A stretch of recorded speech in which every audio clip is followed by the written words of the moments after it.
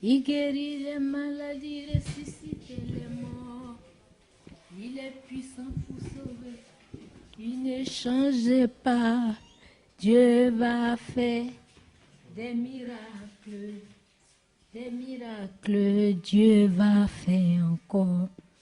Admise aux urgences de la polyclinique des Deux Plateaux à Abidjan, par les soins du ministère de la Culture, c'est une Marie-Laure affaiblie, certes, mais mieux portante que nous avons retrouvée ce mercredi 20 juillet.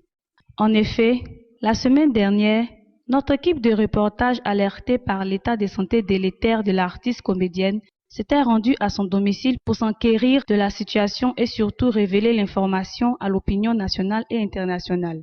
Très vite, les réactions sont tombées l'une après l'autre. Un impressionnant élan de solidarité qui, grâce au canal d'Ivoire TV, a permis de mobiliser des moyens financiers importants pour venir en aide à l'artiste. De partout dans le monde, les internautes d'ivoiretv.net ont tenu à manifester leur soutien à la culture ivoirienne et le dernier geste en date, en tout cas le plus illustre, c'est celui du ministère de la Culture qui a dépêché un de ses représentants en vue de prendre en charge les soins médicaux de la comédienne. Un geste que le collaborateur du ministre Maurice Bandama justifie par le devoir d'assistance qu'a l'État vis-à-vis des acteurs du monde de la culture nationale. Je suis M. Ouattara, responsable des ressources humaines du ministère de la Culture et de la Francophonie. Et c'est sur instruction du ministre Maurice Bandama que nous avons été chargés de conduire la malade à l'hôpital. Voilà.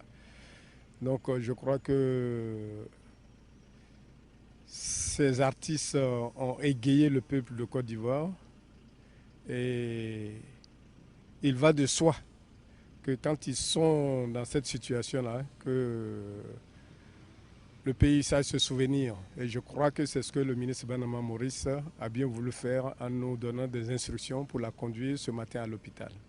Et tout ce que nous pouvons lui souhaiter, c'est un prompt établissement pour essayer de donner encore cette bonne humeur à tous les Ivoiriens.